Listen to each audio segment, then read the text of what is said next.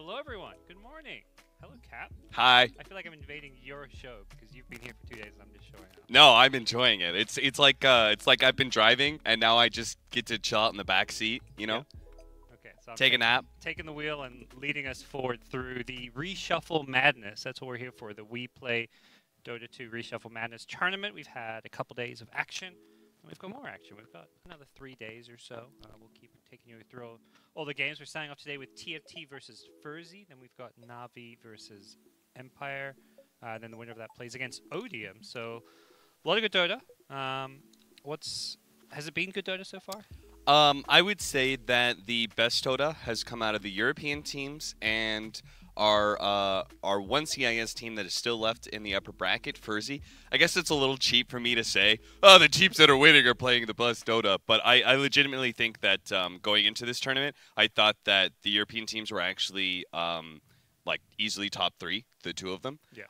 And that it was just a question of, for me, whether it was like Team Spirit looked pretty good, ferzee looked pretty good. I think those were the 2 CIS teams that looked best in their Kuala Lumpur qualifiers. So, yeah, it seems to worked out for Alliance anyway, as they have made their way to the winner bracket final. Now we get to see who's stronger between ferzee and Final Tribe. I think ferzee is kind of an interesting team, just because this mix-up of players that they have.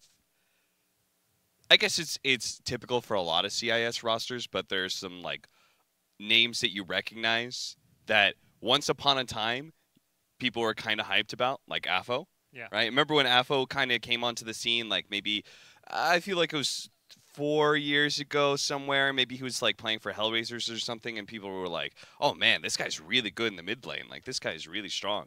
And then a mix of new as well with this player who I'd never heard of before in Daxic, who I don't know if that's how you say his name, but that's how I've been saying it. Yeah, all the CS plays with the names. I'd say like Vanscore's another guy who I'd put in that first category where I'm just like, well, man, that guy used to be, on top of the CIS scene at one point, but yeah, where has he gone? Where has he been? There's a lot of depth of talent in the region, but there's also this definitely lack of consistency with the players and teams that kind of remain and play at a tier 1 level.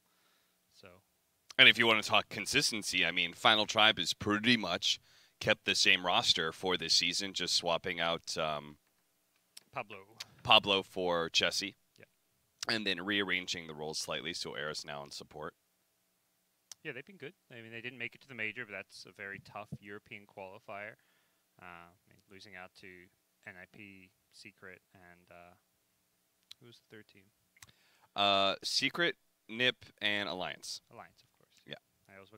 I know it wasn't Liquid, yeah, so be interesting to see. This ferzee is going to the major. I think that was perhaps the big surprise out of CIS, at least in some ways. They started out 0-4. It was funny because they went into the grand finals with more losses than wins. Like, they qualified because they were like 0-4 in the group stage, in the playoffs, and every playoff series they went like 1-2. And it's just like, well, they're still in the tournament even though they have 6 wins and 7 losses. So it was this kind of interesting kind of comeback from them. Normally, I feel like with new rosters, it's like things start good and then go downhill. But apparently this team just needed some kind of, adjustment time. I mean, it does seem to be... I mean, remember, like, OG standings in the group stage, they start off really poor. And then they manage to start getting things going in the group stage. And then they just really hit their stride at TI main event. It's kind of crazy how... I feel like that's been happening more and more often as we move forward through Dota. Yeah. Teams need to learn that not to be thrown off just because you have a bad start or a bad couple days maybe. Yeah. In the past, it was like, oh, we suck. Let's just change roster. Let's not give it a chance. But here we go. We got some picks, some drafts, some things going on here. Tree and Phoenix, classic support duo in some ways with a big team fight. Ogre Mirana. Very different approach, I think, to the opening picks. One going all in the team fight, the other looking more, I think, at the lanes and having some just strong, stable, versatile heroes. So I would say that Final Tribe here have banned out two of the at least core heroes of the tournament so far. Weaver has been first pick by a lot of teams, and then Phantom Lancer has been. I'm not sure if he's the core that has the highest win rate, but it feels like when he's been picked up, and it's not necessarily always been in the first two, but when he has been picked up, it's been very successful. So.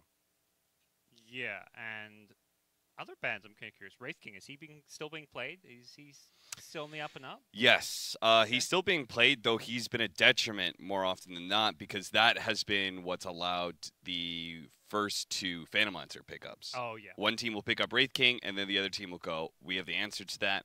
We'll grab Phantom Lancer. And then the other team thinks that they have the answer to Phantom Lancer.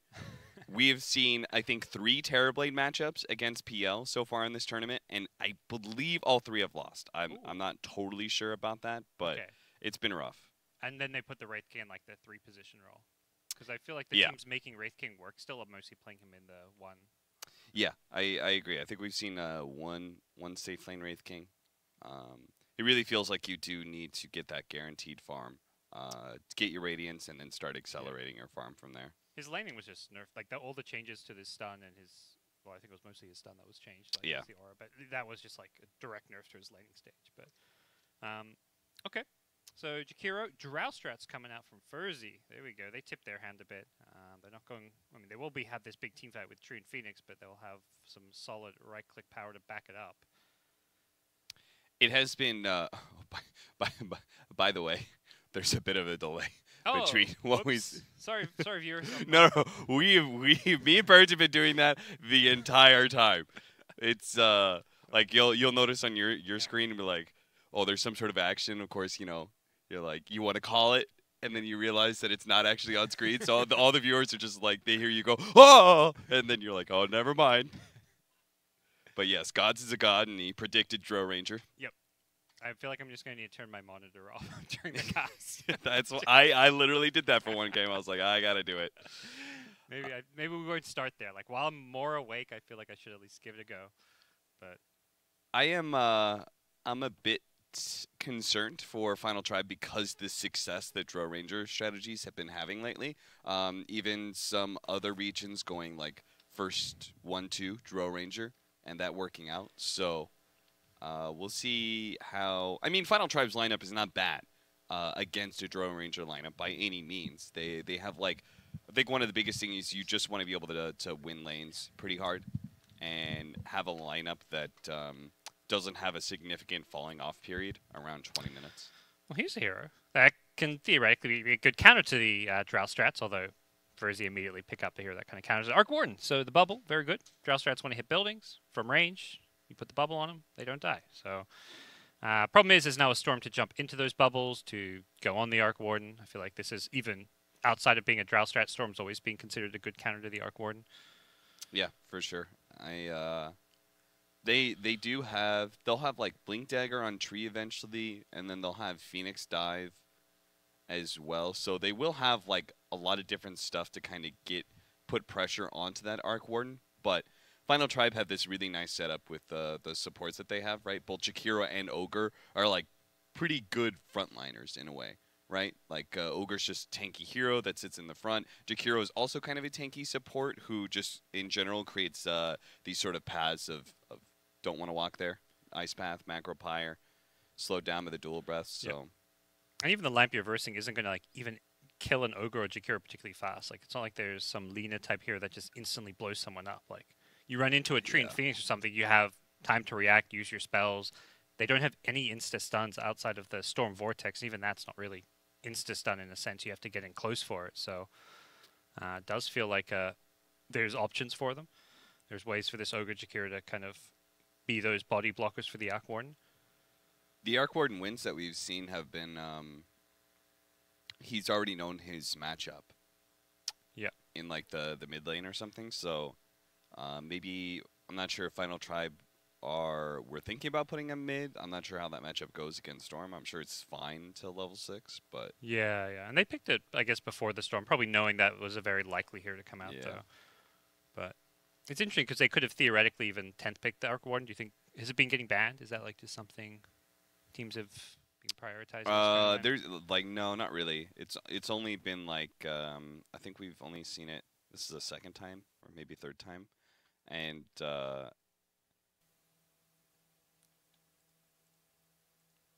think it was the European teams who ran Arc Warden. It sounds like a hero Alliance might play. Alliance definitely played it. Yeah. Yeah. Game 3 against ODM. Okay. They played it. That makes sense.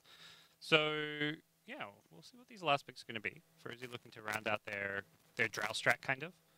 They have the Drow Storm. That's already enough in itself for most teams. They don't necessarily have to pick another ranged hero for the offlane. But maybe looking to do so. Final Tribe also played it. That's the thing. So the way Alliance played it, Koifa is playing it on Alliance, and you know Koifa's just a farmer, right? So he plays more of a hard carry style Arc Warden. This Arc Warden for Final Tribe is the Necronomicon build that OG had. So super early pressure. We'll see if they like in that case, Storm Spirit doesn't actually end up becoming a very effective hero because the pressure that you're exuding on the map like really limits Storm Spirit. You don't have those outer towers that are going to be up for very long. The pressure is going to come into your base before you're really online as a Storm Spirit. I mean, they went high ground against Empire at like 20 minutes. Yeah. They lost that game because they lost some team fights trying to go high ground, but they looked like they were going to just dominate. Yeah, it's funny because like the same way Drow strats want to kind of mid-game, 20 minutes in, hit buildings and push and play fast. When you're versing a Drow strat, it's actually a pretty good way to play too, because Drow has no way of dealing with that, doesn't deep push, doesn't really want to go to a lane where a 5-man push is coming to fight. She wants to be playing where she has the numbers advantages. So Necro Arc Warden strat with a Jakiro push can actually work very well there. As a last pick, Chaos Knight comes out. So okay, 3-position Chaos Knight. He's the new Wraith King. Is that what he is? I don't know. Yeah. Their Alliance picked it up as well. I think Alliance played a support in one of the Kuala Lumpur qualifiers, but they've also been playing it as a sort of 3-position. It just seems to put a lot of pressure on the laning phase when they bring a couple mangoes in and they could just Chaos Bolt. And of course, I had Kevin with me casting, so Kevin like always breaks down the mechanics, and I realized how strong Chaos Bolt was at level 1 when he was talking about it. I think he said the average damage is 125 or 135, something like that. Okay. Because it does something, I think it was like 75 to 200 damage that swing. Yeah. And then 1 to 2 seconds or 1 to. It does more damage the lower the stun, right? Yeah. That was one of the. I remember that was a change that happened a while ago. But. Yeah. So now you don't like now it feels like you're not rolling the dice as much, right? Like you're. Yeah. I think you're more happy with a longer stun, because you're probably going to get more damage right-clicking the hero, but it's not like when you get a low stun, I mean, it's just a big burst of damage now, so it's not a big deal. And then on top of that, it's a really low cooldown. I think it's like 10 seconds or something. So you can actually cast it twice in a fight. Well, that was partly what made Wraith King so strong, is that his level 1 stun had an absurdly low cooldown and pretty high good damage. It sounds like a kind of similar idea to me where, hey, low cooldown stun, that in the past you don't want to spam in lane, but nowadays lanes is all just about spamming your spells off cooldown for cheap harass to zone them out of lane. You don't really save your spells and your mana to actually take those fights anymore. So what you're talking about, you're either going to get a 200 damage 1-second stun or a 75 damage 2-second stun. And on a 10-second cooldown, like that's not bad. Yeah, you take a couple mangoes, you're good to go, and that's a lane that should go well for you. So. Last pick, Visage. I think they really are going for that, 20-minute timing, because Visage is a hero that he's probably one of the few in Dota that can consistently win games at 20 minutes, going high ground with the Helm of the Dominator, kind of Solar Crest build. So we'll hop ourselves into the game shortly and see how things unravel. Do you like They're showing off their secret shop items, I think. I want to see the briefcase full of cash again. Yeah. It was on the middle there. Did they move it away? I guess not. They need to do a close-up shot of that. Oh, it's not happening. I'm definitely feeling the Visage. I like it a lot. I think it's good versus... there are 2 problems with any Storm Spirit game, right? Is any disables that can catch you out. And then the other one is just being able to kill heroes. Because you naturally, almost no matter unless you get like 30 Bloodstone charges, you're just gonna run out of mana when you go for these fights. If you constantly have to like zip in, try and go on this hero, pull him back, zip to right click him, zip to right click him, zip to right click, you're gonna run out of mana at some point in time. And these really tanky heroes are actually very hard for Storm Spirit. He's very much an assassin in that regard, especially in the first 35 minutes of the game.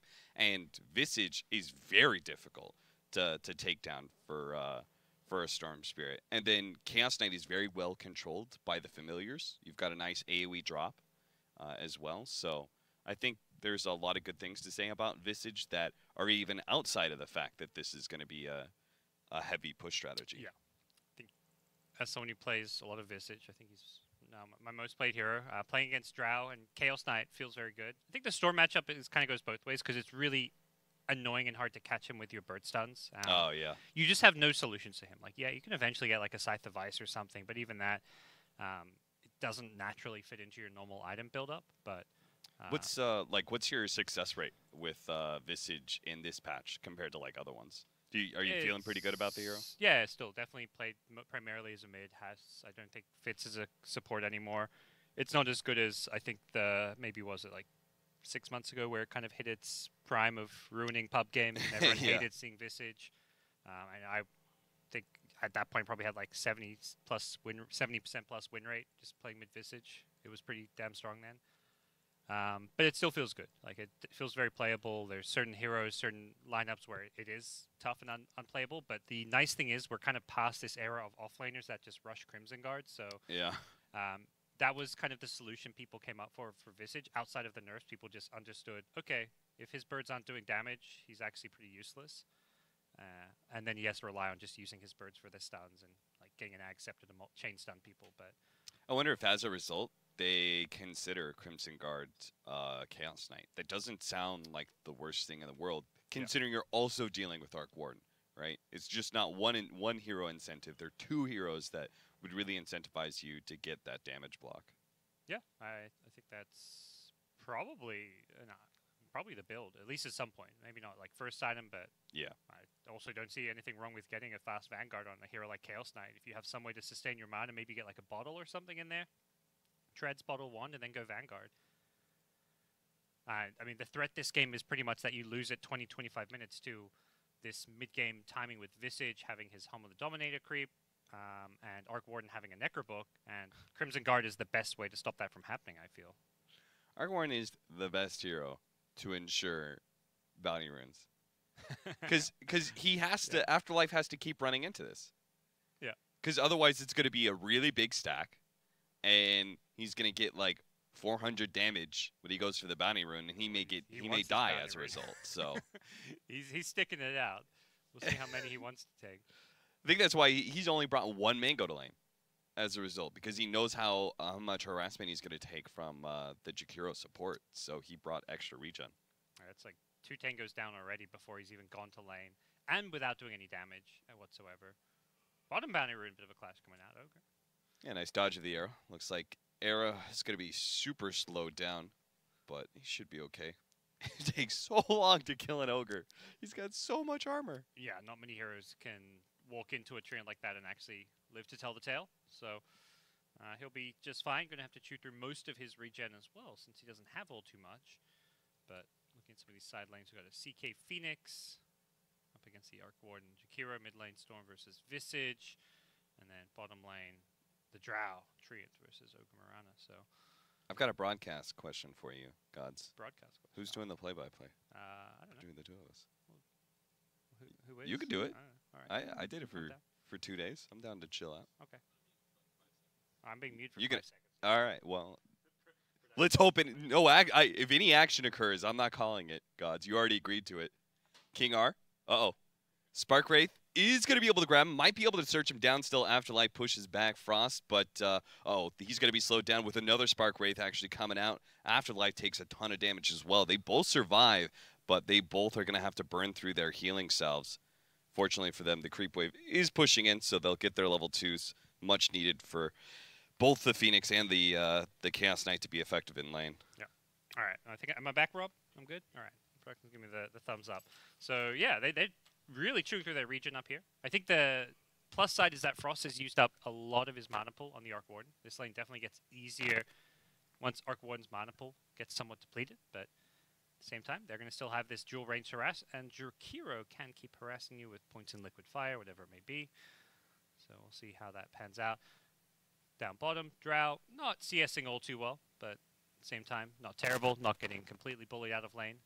Storm having a pretty big edge mid. This is definitely the weak point of Visage that people have, I think, learned to exploit, as well as the fact he has a terrible laning stage. And this is probably the biggest reason I actually think he fell the meta, is just because he loses every lane matchup. He cannot last hit against the majority of heroes. Is there any matchup he does well against? In a 1v1 mid? I don't think so. Like, what about like a Zeus or something? Like something that can't deny you, at least? Even Zeus is okay. There's matchups he goes even, I guess. There's no matchup he definitely, I would say, straight up wins. Okay. I'm trying to think what matchup I'd feel good about, but there's really not. A matchup where I have a roaming 4 position, and I'm against this is good information for me, God. So now I know when I get a Visage player on my team, whether or not I flame them. Yeah. If they lose really badly, then maybe I can flame them. But if they just lose, then it's expected. It really is expected. Yeah, I would agree. You're kind of just sitting there mid trying to get your level 6. Once you get level 6, the lane immediately turns in your favor. You just use your birds to get every last hit deny. But before that, I honestly, I mean, I'm also not a great mid player, but so it may just be my personal poor mid laning speaking. Phoenix dives in, swoops down, gets the first blood. ferzee strike first up there, and good use of the early Phoenix spells. It's kind of nice though, right? You know a first blood's coming. You'll never miss the play-by-play call for it. You're like, oh, I see what happened there. And anytime they miss action, we can act like, oh yeah, we knew that was coming. Oh, believe me, God, you're gonna have to do a lot of radio broadcasting here because this observer is terrible. Absolutely terrible. Okay. Well, we also have an unfair advantage, you know. We see the kills. No, God. No, God. It had nothing to do with the future tense that we live in. But Purge was losing his mind. There's very different expectations in the CIS community with observing. It's like it's like the norm there, and every time we go to like a Star Ladder or something, obviously there was the Star Ladder observer who got a lot of hate by the English community. Oh yeah, I remember that. It's just, you know, we're spoiled by our good observers, I guess. I think this has more to do with the. I think it's hard for the observer in this because they're trying to do this production stuff. They're trying to do these 3D production shots That's. Yeah, I think a hard thing to, if you're just doing that for the first time and you haven't, like, you're not PGL or someone who's done like these fancy triple observer setups for 10 events, it's not easy just to pull off on your first try. Some ambitious stuff that they're doing here. As top lane, bit of a clash breaks out. Oh, no, bottom lane. Train Protector trying to go on this Mirana. It doesn't look like that's going to matter too much. They did kill the Drow Ranger, as they're back to top. There we go. There's the real action. Frost in the trees burning down to the Phoenix. They're going to trade Chaos Knight for the Arc Warden for now.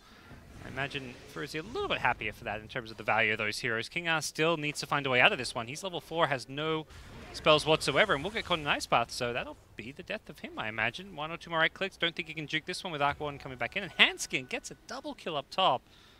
Jakiro is a very rich Jakiro right now. I think he might have lived if he just remembered that there was Ice Path on Hanskin, and he can't TP out. And he just kept walking down. And he just kept running. I think he might have outrun the Spark Wraith being placed by the Arc Warden, but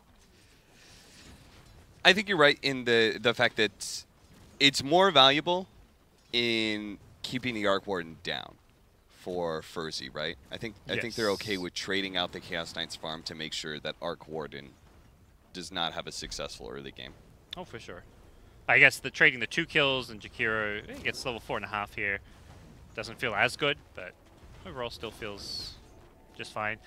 Mid lane Visage hit level 6, so he's going to be farming just fine. He's only 10 CS behind Storm, some of which is neutral creeps as well. So we'll see this farm balance kind of swing back Chessie's way now, most likely, as he works straight onto that Helm of the Dominator. Probably you'll kind of always want to get this before the 10-minute mark so you can grab those siege creeps and just, you know, you get a siege creep as Visage, you take 2-3 towers at 10 minutes in the game if you want to. And that's something a Drow strat is not going to be well suited to deal with. So. Yeah, certainly not. Especially since like Final Tribe, they're the ones that actually have the really nice like shoving supports. Like you've got this Jakiro to be able to just shove out lanes, or Macropyre to protect tower pushes, and you look, the supports revealed very early on by ferzee are team fighting supports, and that's exactly what the style of ferzee has been. Is they've been, I think, looked best when they just focus on these mid-game team fights.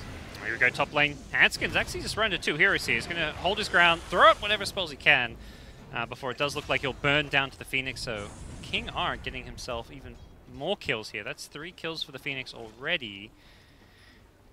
But they'll be repelled back by the TPing Ogre Magi. Final Tribe also have the flexibility aspect, right, of being able to move this Ogre whenever they want, because Mirana doesn't need somebody in lane with him all the time, whereas I think the Chaos Knight very much does, right? Like, he's facing up against Arcwarden Flux, that naturally just incentivizes you to have a dual lane, have somebody else that can help you tank that stuff, but it's also a lane that he would die very quickly solo.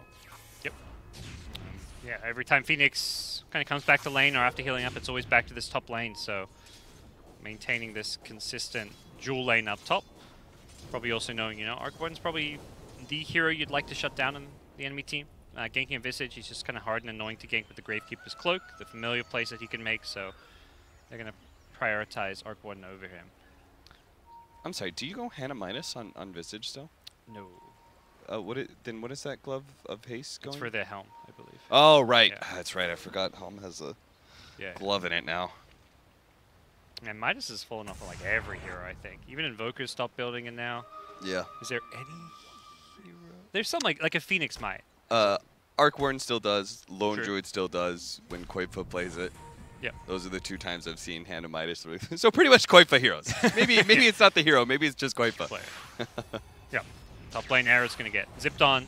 Arcane Rune Storm Spirit should be able to find kills normally in this situation, and he does with the 4 points in his passive.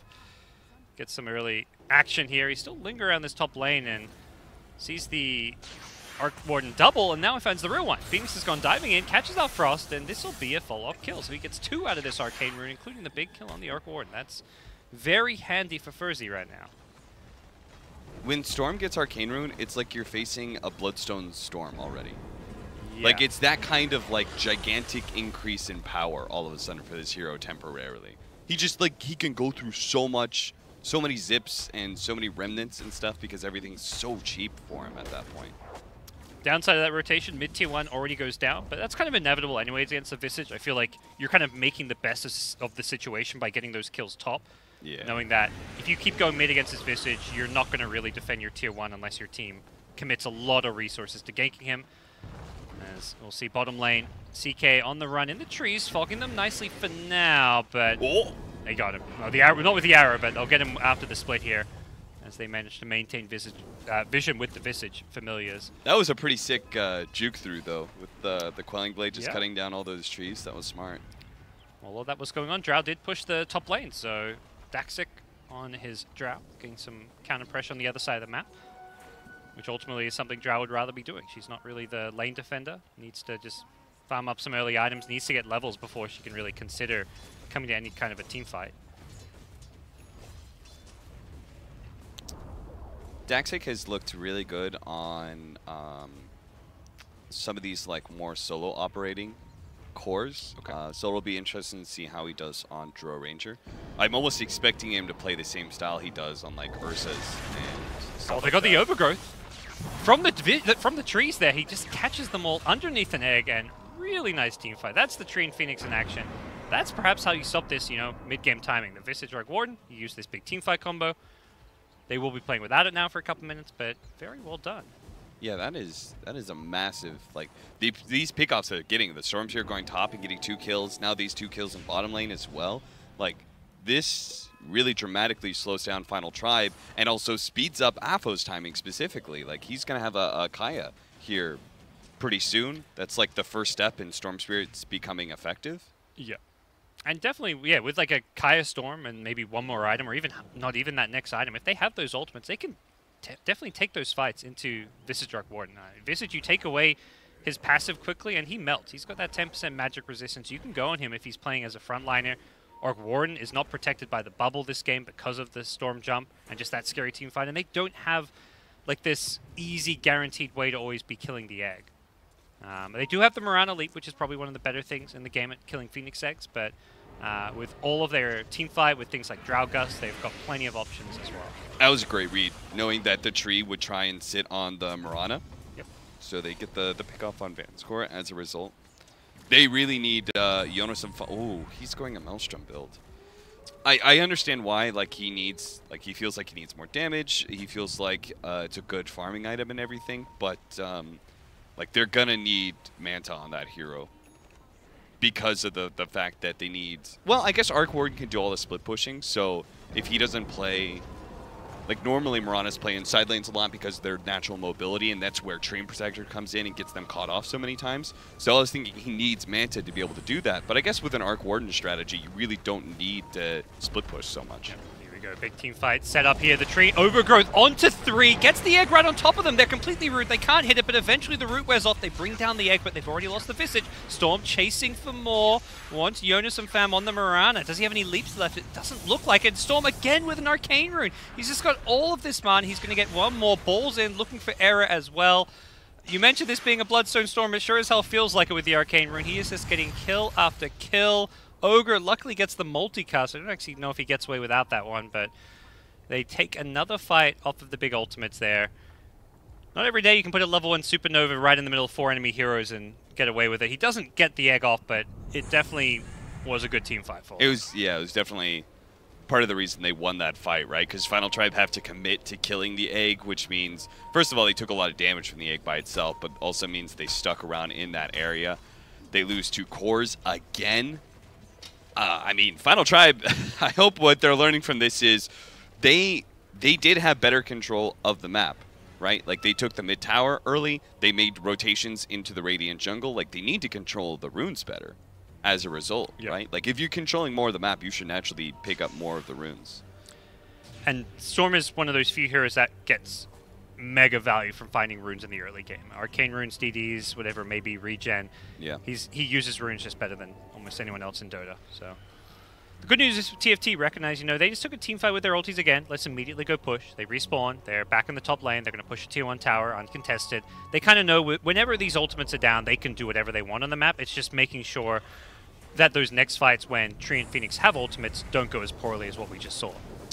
Yeah, normally these push lineups can't afford to lose team fights like this, but in a weird way, they have some forgiveness just because Ferzee's team fight lineup is so strong, but also very cooldown dependent, right? So they're going to lose some fights, but with the cooldowns, they'll just be able to go right back in, take more objectives as they do. And I like this play. This is really fast. Moonlight Shadow, Bloodlusted, moving to the right-hand side of the map where they presume that's where Ferzee's going to be farming, just the opposite side of where Final Tribe was just pushing.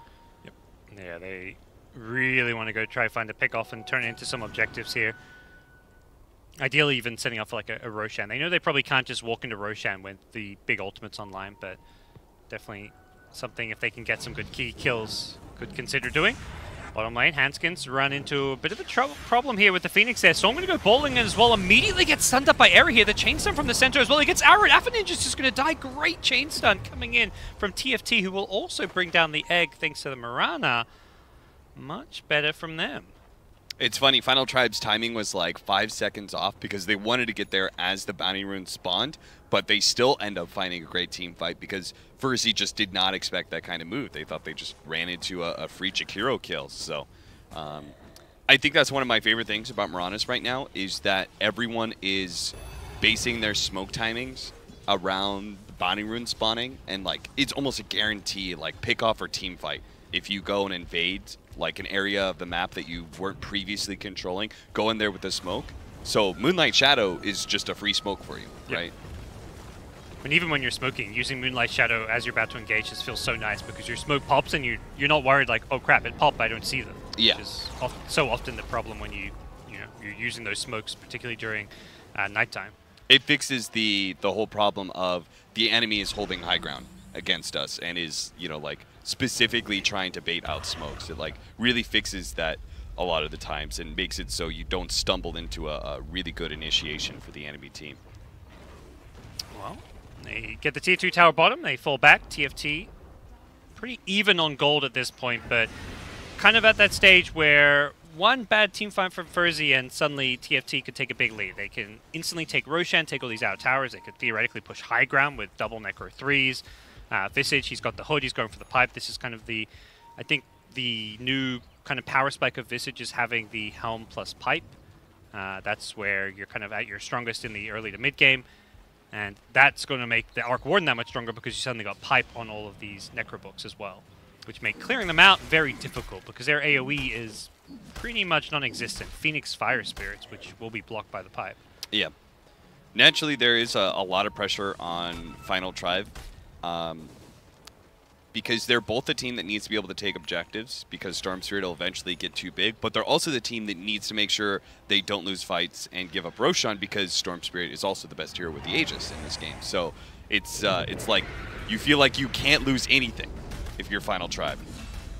We're going to lose a Jakiro top. Not the biggest loss for them right now, but they're going to try and turn this one around, take this into their favor as they go charging forward the Moonlight Shadow, being scouted up by a nice Sentry Ward from Vansko on the tree, and they're not finding anything just yet. They're still hunting, fishing with an arrow, but it looks like ferzee are pretty much all out here. The tree, and he's staying around, but there's no detection for him, so he's able to just scout out all these heroes.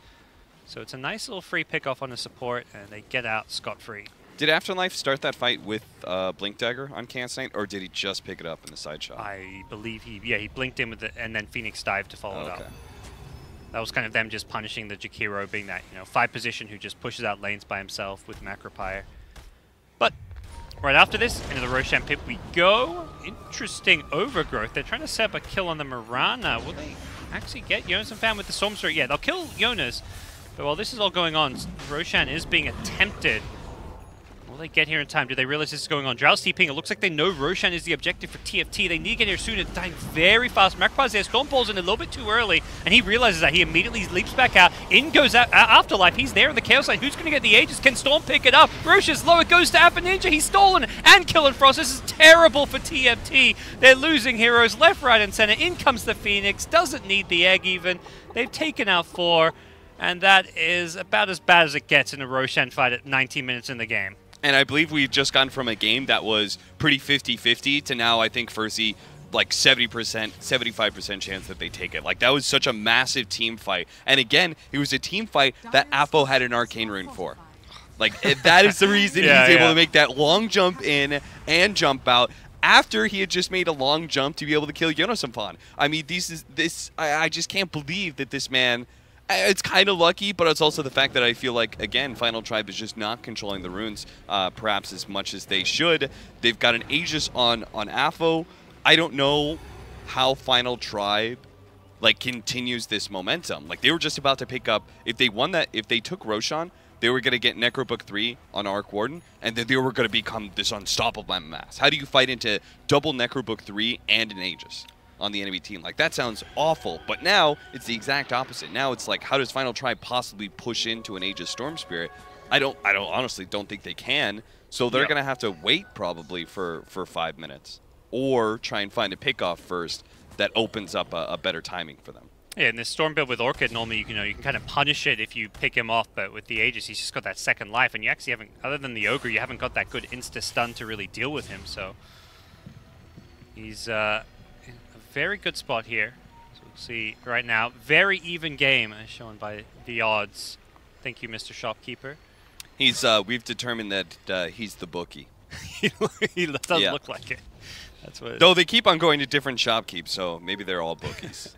Maybe they'll all run an illegal business on the side besides their regular duties of selling items Ice Frog doesn't know about. I imagine they will, like you say, very much quickly swing after that fight into a more favored ferzee game. 4,000 gold lead, but more important, the timing of TFT has been missed. That kind of 20-minute Aegis Necro 3 timing. Oh, look at Van's score. Expecting. He's going for a courier pickoff. Yeah, he's also scouting out the entire enemy team. He doesn't get the courier, but as it does get shielded up, he gets an overgrowth on 2, though. Is there any follow-up with the Stormsphere having an Aegis? He goes bowling and instantly gets used up, though. That's a nice little bit of counterplay there. They are controlling him pretty well. Phoenix goes diving in with the Supernova. Will the egg pop here? It's being focused down by the leap Mirana. Jonas actually kills it off. This is going okay for TFT, but the problem is Storm, he's got 2 lives here, so they kill him once. I don't think they're going to be able to kill him a second time. Buyback from the Mirana. They want to try to take this fight. Visage mistimes the familiar stuns on the Aegis respawns, and as a result, Alpha Ninja is able to go back in. Now forced a little bit further back. Necroborg's pretty strong and scary to be fighting at this point. It does look like they can't really do a whole lot. Daxic forcing himself away. Still being chased by these familiars. Stun once, stun twice. Grave Chill. Nicely microed. He's still in some trouble. He's just going to turn and right click. I think he knows he just can't run. He'll pay for it with his life as, you know, TFT showed this is why this was meant to be their timing. Even a fight into Aegis, they still actually do pretty damn nicely in. Yeah, we're seeing how powerful the Mirana is versus this Phoenix. Always being able to have the attack speed to kill the egg pretty much solo. We actually had a support Mirana early on in the tournament, and it was just as effective at being able to kill the Phoenix egg. This hero is just very well set up to be able to deal with it, despite the fact that Yonosampan was like the first one to go on. I think part of it that though is they can't afford, I think they really do need the egg to successfully explode in these fights. They need to be able to hold the overgrowth in that case. And Vanscore, I think, was just anxious to start a fight because he felt they were stronger. I don't even know if they'd scouted out the Jakiro Yules. I imagine it was a pretty recent pickup because Storm bowled in on the Mirana. Like I'm sure in the Storm's head he's just like, I'm going to bowl in this Mirana. Mirana's deleted from the fight, and once Mirana's gone, team fight should be won because that's the only way the egg really dies. But he gets insta-Yulesed up into an Ice Path. I think there was even like a Ogre Magi stun on top of it. So it was like this 5 seconds of chain stun where he doesn't take too much damage, but he's not killing the Mirana, who he fully initiated on. He used the Orchid and everything and then did no follow-up damage. I can't believe he's got a... He's so farmed on King R's Phoenix. Like, his eggs never successfully explode, but he's got Shivas and he's halfway to Aghanim Scepter. Yeah. Like, all those kills in the laying stage and the GPM talent, of course, too. So mid lane TFT go. I think they want to keep on trying to force these fights as Trian and Phoenix going to get initiated on here. The Ice Path after the Yule Scepter. They go on a Van score.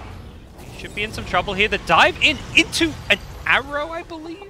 Did he just dive into an arrow? Maybe it was a familiar drop? Maybe, yeah. The Ice Path had worn off, I'm pretty sure, but yeah. He got stunned in the middle of that one and gives away an extra life here. They could threaten high ground. This is what Visage strats do incredibly well. They're definitely going to do some damage here to the Tier 3 tower, it looks like. Feeling like this is their time to go. They bloodlust everyone up. They're going to keep right-clicking. Phoenix does have ultimate with the buyback, and Treant respawning in 7 seconds will have ultimate as well. So it does look like they want to try and force this Tier 3, but they need to be careful about it. Storm, zipping forward, zipping back. Here come the supports. Phoenix goes diving in with the Shiver's Guard. Doesn't commit the egg right away. I think recognizing that that has been perhaps to their disadvantage most of the time. And Drow split pushing up top there. We can see on the split camera, Drow's not even coming back to defend. They're just trying to force TFT to commit to this fight so Drow can do some damage top. Problem is Jakiro, he's already TP'd back. So the fight is going to be going on. Without Jakiro here, they're going to maybe try to bring the Drow back in here. And she does TP and gets a nice gust on the 2 heroes here. Chessie gets silenced up by that one. The Phoenix Sunraying on forward here did finally get an egg off. You mentioned how important this could be. Goes diving in, gets hit by a stun once again. Poor King R just can't catch a break. Neither can the Storm, who's fallen as well. Chaos Knight very low, wanding up. That's not going to save his life, and they've now lost 3. TFT going to press forward, and this should be the mid lane of Rax. There's no buyback on 2 of those dead heroes. Chessie very low, but they just couldn't quite finish him off. And Jakiro's now returned from the top lane, so all of a sudden, game does swing TFT's way. That was such a mistake from the supports getting caught out in the first place, because what this sort of play should look like, especially when you still have tier 2 up, it should be Storm Spirit or Phoenix. Like the two, like one of the two is going to work really hard to kill the creep wave, and then the Storm Spirit Drow Ranger is going to cut the creep wave, right? Yep. So Storm was cutting the creep wave. All we needed our Phoenix to do at that point was just to kill the regular creeps to make sure that Final Tribe isn't allowed to be able to go to high ground. Drow Ranger is already split pushing top. Like it would be actually a pretty bad situation for Final Tribe to be in, because they would have to go from mid-tier 2 and just back up to their side of the map. And that just brings you a lot of time if you're ferzee. Instead, like, a tree gets caught, Phoenix freaks out. He ends up dying as well, and then all of a sudden, Tier 2's already dead. They're on high ground, and all the creep cutting and everything doesn't do anything at that point. The split pushing just isn't going to be effective at that point. They just had to buy more time. Support's just kind of killing the game plan there for ferzee. Yeah. Heads up play from the Dire side, having that sentry to catch a Treant, but end of the day, Treant should probably just not be there getting caught. So things start to look a bit rough for ferzee. They're only down 2k gold here, despite the Rax advantage. And definitely this feeling that if Storm Spirit gets more farm, he's going to have a BKB soon. He can just take over and kind of carry this game on his own in a way. Even the Arc Warden, Necro 3, this is not a scaling Arc Warden build. Like, you're not going to see this late game Arc Warden with a Blink Hex type build or Shadowblade Hex that can counter a Storm Spirit for quite a long time. They are all in on this push. They're not farming that well. You look at Frost. He's level 15 on Arc Warden. Storm Spirit level 20.5. There's a big discrepancy in where these two heroes are at, even though their net worths are not that different. And I think right now they ferzee should not let another high ground push occur. Now, whether that's them smoking and trying to take a team fight, or always making sure their Storm Spirit is ready to go for the like really cheeky, I'm just gonna ball lightning and TP back to be able to kill the creep wave. Like, they need to do something in that regard. And I feel like whatever's happening right now, they're actually just letting Final Tribe get closer and closer to their base, right? It's happening at bottom lane. It's not being, the wave's not being cut. They're not clearing it with the Storm Spirit ball in. They're just going to let TFT get to the high ground. And, well, once you're on the high ground, good luck keeping buildings alive against triple familiars, necrobooks. No defense really in sight right now, and at some point you're going to have to go in because these heroes just sit so far back. It's not like a normal high ground push where there's risk involved. When you can just send summons to take buildings, it forces the defenders to kind of engage on you. It takes away that high ground advantage. And the split push at top lane, it was Storm Spirit. It wasn't even the Drow Ranger this time around. So, like, significantly less physical damage that he can output onto these buildings. Like, it just wasn't a threat. Final Tribe had no problem letting him put a little bit more damage on the tier 3 because they just took a tier 3 of their own. They've just opened up a second lane of Rax. I don't know. I think ferzee really need to go for a team fight outside of the base right now. Like, another push like that, and I think this game is out of control. They do seem to be very highly valuing these BKB timings because they just finished one on Drow. CK's most of the way to his, so it seems like the call was don't defend until we have, like, don't take a fight until we have these BKBs. Or at least they have 2 now. Well, I hope they don't wait for Chaos Knight's BKB. I think that's... Yeah. As much as I know Afterlife would love to have it. All right, good. Looks like they are going to smoke. He may just have to die for them to take a good fight. I think that's just the nature of his hero and his role is that you're going to blink in, stun, ulti, wreak havoc, set up your team for success, but rely on them to win the fight. Oh, Final Tribe is in a much better position. They're making sure they're wrapping and staying on high ground, and I'm not sure what ferzee's doing in their position, staying on low ground like this. Oh, they're going to TFT are going to wrap around Chessie. Not Invis here. Don't know if he's been spotted. There's a Radiant Ward on the low ground. TFT smoke has worn off. And it looks like, you mentioned they're on the low ground, well, they're not going to go near that high ground, perhaps recognizing that as a place where they can't fight. Lots of pings there as Treant, he's been found. He's scouted everyone out. That's okay for them, except maybe for the fact that Roshan is back, so we could just see TFT go into the Roshan pit here. I just never seen a team stall out like that, at that position. Like, almost all teams, when they smoke up, they'll, like, wrap into the Dire jungle and, like, sit on the Dire high ground or something, but... Here they go. BKB on Storm. They want to fight this one in the Roshan pit. King Aga walks into an ice path with a dive. He still gets the egg off. Can they bring down this supernova? It's pretty well placed here, and Jonas is just too low. He's also focusing the Storm Spirit, not the egg. And King A pops the egg, comes flying when out, gets caught by a Yule Scepter ice path. Great plays from Hansky in this game, as Mirana's going to turn and fight, look to bring down King A. Looks like they're going to leave the Phoenix to die here, and oh, poor Afterlife. Without this BKB, he's just being kited around, slowed constantly. Ice Path, Ignite, Fire Blast. He can't move around in these fights. Cheese was picked up by the Storm Spirit. Jonas and Fun snatched the Aegis. So Afo did manage to get the kill, or maybe it was the Supernova damage, but they did manage to get the Roshan, but Afo picked up the Cheese instead of the Aegis. Still a great item to have, for sure. Yep. But I'm sure he really would have liked to be able to grab both of them. And who knows, it might have been one of those situations that he only opened up one slot.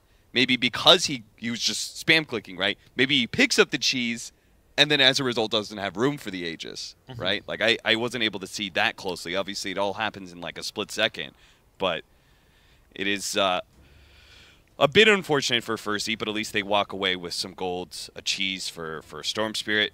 It's just a question of, are they going to be punished now for the Chaos Knight being dead for so long? Yeah, that is did he buy back? Okay, he bought back 5 minutes ago. I guess this is his first death since then, because that's an 80-second cooldown on his respawn. We'll see the fight again here. Didn't actually see what happened with the Aegis there as they go diving in afterwards. Yonasamfan honestly looked a little far away from the Aegis when the Roshan immediately died, so it might have actually been that case. Yeah, where he picked up the wrong ones by spam clicking and didn't have that extra item slot. Oh, nicely placed egg. Like, Phoenix gets it off. The issue comes when they start chasing. I think they really felt like they'd won the fight at that point because the egg went off. I mean, it looked like Mirana should have just been dead there, but Jonas still had a leap to get out of the pit. Didn't even end up losing the Aegis somehow, so... And that's going to be a second lane of Rax, Final Tribe. They so good at being able to read how much stronger they are and what better position they are in. Unfortunately, due to like the nature of smoking into that situation, right? They don't really push out the mid lane. Mid pushes in. They don't have to worry about bottom at all. They just go straight to the lane of Rax. Pulse comes out. Perhaps just delaying the inevitable Rax loss as Vanscore scouted out. They've got a gem on the Visage here, so it'll be easy pickings for them. And that's 2 lanes of Rax down now. As top lane doesn't have a tier 2 tower, so they can even swing there if they want to. There's still 30+ seconds without Chaos Knight and Trine, and they're probably thinking if they had buybacks, they would have probably used it by now. So 5v3, let's take this fight, say TFT. And they go here, Phoenix diving with the Sunray in the backlines here. In the middle of things, though, it's the Storm. Ninja's gone in. He can't even find anyone really to go on here. Changes targets to Chessie. Here's perhaps a bit more of a feasible kill for them. Mirana does still have the Aegis here, so it just isn't a good target to go for. But Ninja's out of mana. They've now lost the tier 3 tower. They've got a glyph here as Daxik goes down, immediately buys back here. They have to keep this Rax alive somehow, and that just looks like such a tricky thing to do. Necrobooks, Visage Familiars, they're just going to focus the Rax here. They don't care if they pay for it with their lives here. The egg comes out here. Phoenix is perhaps going to lose his egg once again. No, they kill Jonas, so they can't get the egg. It goes off just barely. Luckily, Daxik was there to kill off the Mirana, who gets immediately silenced on respawn, so they may end up killing Jonas. They do so. But mega creeps. That's the big but here. It doesn't really matter what happens. You can lose 3, 4, even 5 heroes potentially, and you don't really feel like the game can slip away at that point. They're still trying to chase Chessie here, and they might be able to get him just because the mobility of this team between Storm and Chaos Knight Blink. Yep. Oh, with 4 seconds done, that perhaps answers that question. CK commits the ultimate even. Well, he did get lucky on the Phantasm as well. That'll help them push. Is this their last hurrah? They've got to win now? Or is this like they can stall for 20 minutes against Mega Creeps kind of game? I think it's maybe one of those, like, we got to get 1 lane of Rax just to make our jobs a little easier. I don't know. It's so even is the crazy thing. Yeah. It's like they're not being out-farmed. It's just the ability for Visage and Orc Warden to hit buildings has beaten them. Oh, man. If only Phantasm just lasted longer. Yeah. These illusions are so important for being able to push. And, well, they're not even getting to the tier 3. Macropire, yeah, I don't think this is happening. This is one where it's like, well, guys, do we GG out or do we play versus Mega Creeps for the foreseeable future? Because Radiant cannot win this game in the next 20 to 30 minutes, I would say. We saw such a rough point of contention there for Afo in that team fight to defend the top lane of Rax. He doesn't have the damage, right? Like, especially without the Phoenix Supernova, like, him by himself just doesn't have the damage to be able to really threaten any of these heroes. They just kind of stay clumped up. There's tanky supports, so he can't really burst them. Visage is hard to be able to kill. This Arc Warden is actually very tanky now, sitting at 2,300 HP. The best target was usually Yonasamfan, but he's got both BKB and Manta, so obviously he's not a credible hero to kill either. So King R on the Phoenix. Oh, they'll find Vanscore too. These supports, it's kind of where the problems began. The supports getting picked off. That was what lost them mid-racks, and it'll happen again. We're down Mega Creeps here, so it's not like it's some crazy big misplay or anything, but it's definitely signs of what has kind of led to their issues. Yeah, it's not many times. Like, it's a little weird for the supports to think about it this way, because normally your life is so disposable. But I actually think they are, like, together, they are the second most important part of ferzee's team fight, right? Yeah. Like, they can't lose the Storm Spirit. That's really important because their carry just needs to be able to continue to outscale Final Tribe. But they can lose Drone Ranger. They can lose Chaos Knight. They cannot lose the Supernova Overgrowth combo. Yeah, I agree. Well, last hurrah, perhaps, although Dire aren't necessarily in a rush to end this game, but they will find a nice familiar stun. They won't get the Ice Path as he does BKB. Alpha Ninja goes flying on in. What can he find here? His BKB wearing out soon. He's just low on health here. Doesn't really have any way to fight. Doesn't have the follow-up from the Phoenix Supernova that seems so important this game. And Afterlife, well, he's a 3-position ZK. He's not doing a whole lot of damage. He's not really offering a whole lot here. Does look like perhaps the end for ferzee. They'll get another egg out here. Nice Gus on the 4. This egg's going to pop here, so maybe not quite the end. Storm goes bowling in. He's back to full mana. They're actually holding. Okay. We've got ourselves, I don't know if I can say a game just yet, but they'll delay things. That's for sure. Final Tribe does need to be a little careful, because this is... This game's very winnable. I don't blame them for playing versus Mega Creeps. Like, Yeah. Like, as much as, you know, as casters, like, sometimes there's those games, you know it's over 20, 25 minutes in, you're just like, man, this game's going to go 20 more minutes of delaying. My biggest concern is Final Tribe keep dying without buybacks. Oh, yeah. Right? And obviously they can't get punished for it right now. Like, maybe they'll lose a tier 3 or something, but, you know. Yeah. Let's not do that one more. Like, let's wait to push into the base until everyone has buybacks, just in case, you know. Yeah, you should have buybacks. Death timers are getting a little long. Even though with Megas, you should have probably just wait for the next Roshan. It's the Yeah, refresher sure. shot Yeah, one. yeah. Not that they have a great refresher hero, but Yeah, because if you push in again, that fight you lose, that'll be Roshan for the Storm Spirit team. yeah. And then they have a really tough time dealing with Mega Creeps. They are not well equipped to quickly clear through those, unfortunately. On the Radiant. Yeah. Yeah, the Drow has Nags queued up, I think, for that very reason. Yeah, I was just thinking about that. I was like, the only thing I think they could do is get Nags. Yeah, CK's going to have an AC queued up. I mean, here, I wouldn't even fault him if he queued up like a Battle Fury type build here. Just for some extra wave clear, but yeah, ultimately, yeah, these creeps are going to become as much of a problem to deal with as heroes. They're not struggling to kill heroes. They're up 28 kills to 26, but the ability to defend right now is what's going to be brought into question as TFT. Moonlight Shadow up. They're going to go fishing to see what they can find. And it's just hovering around the Roshan pit, waiting to see if it's coming back up. I don't know. I think a fight like that's like the wake-up call. That's like, okay, let's, you know, wait ages, jeez. Yeah, Hunskin's having flashbacks to Alliance versus NIP. Frankfurt Major qualifiers. What? Frankfurt Major qualifiers? Yeah. Where they lost the Megas? Game 3? Oh. What a disaster that was. That was something. That was, oh yeah, I guess NIP. TFT is like, to me, like the new, that old NIP core is like the new TFT. Yeah. But now that NIP's back in Dota, it gets even more confusing. Oh yeah, it really is. With Peter on it, yeah. of all players, someone the most American of American players. Yeah, if someone told me he was going to be playing for NIP a few years ago, I'd just been like that does not sound possible. Yeah. That is such a like distinctly European team in their identity, and like Swedish, but maybe they probably have some other non-Swedish teams. I don't know, whatever, like Rocket League or Rainbow Six team or something, for all we know. But I would have thought that like the only reason that'd be possible is if like Peter owned a part of NIP through some wild poker game or something, you know, like like that's the reason he's playing for it. Like, oh, that would make sense. Yeah. His team's looking pretty good, but we'll not be seeing them in this tournament. They'll be, I think, playing in some other tournaments over the coming weeks. But as it stands, we're in for a bit of a slow one if TFT don't find a way to break the base. Not to say it's definitely not over by any means. Yeah, they got their tier 4, their sole remaining tier 4 back to full health. Thank you, Living Armor. Yeah, that's handy, and you know you're not worried. Now they kind of have to commit to going on the high ground. If they want to push tier 4s and throne, unlike the Raxes and the tier 3s where they can just send familiars and stuff at it, you can't really do the same thing pushing for the throne and in some weird, counterintuitive way, it gets a lot easier to defend against these crazy push strats and split push stuff once you lose a few lanes. Especially against the Storm Spirit, all right, or with the Storm Spirit.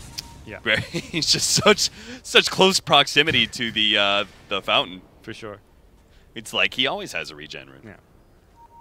Well, you'd obviously rather have those racks, but there are some perks, even if they're outweighed by the negatives. So, here we go. And for a long Roshan respawn, that'll be back up in 30 seconds here. Close to the max duration. The Alpha Wolf of Visage will just be scouting that one out. But yeah, I think TFT will be looking at their heroes and their itemization, being like, well, Mega Creeps isn't the end for us. Visage isn't, that's just not a late game hero in terms of damage output and scaling. Mirana's kind of their best bet, but she's gone very defensive. Arc Warden, and this Hex is going to be perhaps the item that allows them to kind of break this game open. That'll give them true hard pick-off potential on Alpha Ninja's store. Yeah. I don't think he survives getting double scythed, and then there's so many other disables to follow up just one scythe device.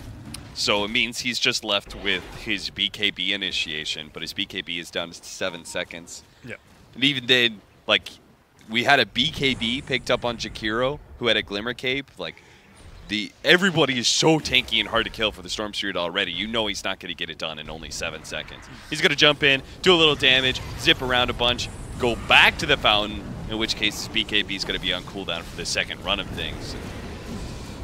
Somebody else is going to have to step up to the plate when it comes to damage, and I don't really see, like, Drow hits pretty hard, at least, I would say. Yeah, Drow hits decently hard. But almost has the X. Actually, she'll have the X for the next fight. Definitely commit for it. You're not winning this game if you're using buybacks to defend, most likely. I mean, you can delay it further, but I think the win condition involves winning every single push and fight convincingly and with whatever items.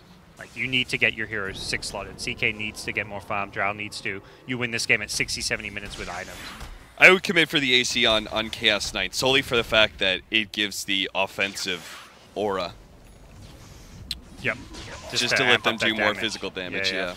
Both those players, though, holding their buybacks. I guess, to be fair, if you can win this game through defending with buybacks and delaying it further. It just suddenly then you're not looking at winning at 60 minutes, you're looking at winning at 70 to 80. It just delays that win condition timing for your team. And we'll see TFT. It looks like they want to just kind of chip at, slow and steady, siege this tier 4 tower. Living Armor is on it. It gets mighty frustrating to push if you're in TFT's shoes, just because you don't really want to commit too far into the base here. Aegis on Frost Arc Warden, though. They're not really doing much damage to this tier 4 tower. There's so many instances of damage that Living Armor is going to get chopped through pretty quickly. Yep. Part of the problem is also they're just kind of lacking some of these levels as well. Like, none of the heroes are actually level 25. They were all like level 20 to 22. Normally at 40, 45 minutes in, you're looking at most of your cores hitting level 25, but from all the 5-manning, that's just not been the case. They do eventually take down the tier 4 tower here. Now they start chipping away at the throne here. At some point, ferzee are going to have to make a harder commitment, and that's exactly what Storm's going to go and do. He balls in, goes in on Hanskin here, tries to bring him down, but he BKBs. Can they actually right-click Hanskin down? Doesn't look like it. The egg, the supernova goes in, but Yoda's there with the BKB right-clicks. He had the Storm inside! Oh, he kills both of them, and neither have buyback. That's got to be it, and yeah, Stormy DC's after GGing out. An ambitious play with the Ags Supernova. Phoenix didn't have the level 25 talent just yet. He was level 22 himself. And he ends up hurting his Storm Spirit a bit there. What a swing. That's I was just looking back to that time where I was saying that ferzee had like a 70% chance to win that game. Oof. And looking at the graph, Dota buff, I would guess it's probably like 80%. I don't know. Win probability's been really buggy lately, where it starts somewhere. Yeah, I don't this know line is what's obviously not. I mean, does it take into consideration the drafts? No, I don't think so. Okay. Because it at least it didn't used to, and every single game I'm seeing it starts at that same position. Yeah. So. And the fact it stays flat is, I think, it's probably staying flat during the draft. It looks like it stays flat with net worth and XP, and so that's just the draft or laning stage even. So it looks like it dipped up quite a lot for ferzee, and that was with that Aegis on AFO, and it felt like at that point in time they could stay offensive. right? They could use their Treant Protector to be playing inside of the Dire jungle. They could keep the waves pushed out. And once you really limit that kind of momentum for the final tribe team and the way their push strategy is supposed to work, like it begins to kind of fall apart. But they lost that control of the game. And then they just kept giving more control to Final Tribe, kept letting them be the ones to dictate, kept letting them be the ones to allow them into high ground, where you absolutely cannot do. Against this sort of summoned push strategy, you can't let them get up into that tier 3 area. You need to either take the fight outside of the base, which their lineup is well equipped to do because of Supernova and Overgrowth and how you own a certain area, right? Like, they needed to be able to basically prevent Final Tribe from just balling down mid, and they couldn't seem to find a way to do that. Yeah, and like some of these end game lines, like the CK's 9-6-14, like he's the hero I feel like that can force those fights outside of base, and I don't really feel like he did it. But then I see his scores, I'm like, he was in a lot of these kills. He seems like 23 of the 24 kills, but he's the guy that needs to be more active. It felt like the Tree and the Phoenix were trying to, be out there getting vision, scouting things for the team to set up those fights, and they would get picked off, and they wouldn't start a fight.